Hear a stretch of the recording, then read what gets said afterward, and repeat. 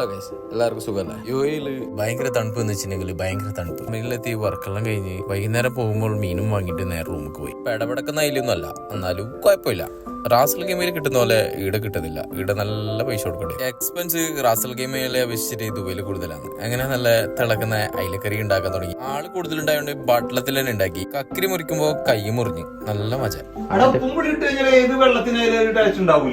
ഇത് ഫിഷ് അല്ല, ഇത് അക്കറിയാണ്. ഇത് നടക്കൂല.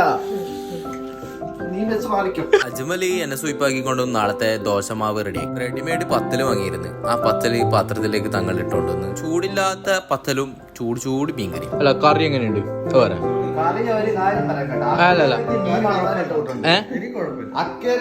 കറി എങ്ങനെയുണ്ട്? പാങ്ങില്ല. കറി നല്ല പാങ്ങുണ്ട് എന്ന് പറഞ്ഞോണ്ടും അജ്മലി കറി പാങ്ങില്ല എന്ന് പറഞ്ഞോണ്ട് കോരി ഇടുന്നുണ്ട്. നമുക്ക് നോക്കാം. പത്തല് കഴിഞ്ഞോണ്ട് കലക്കി വെച്ച ദോശ കറി വെക്കാൻ പഠിപ്പിച്ചെന്ന ഫസലുക്കാക്കും നന്ദി പറഞ്ഞ് ഇന്നത്തെ ദിവസം കഴിഞ്ഞു.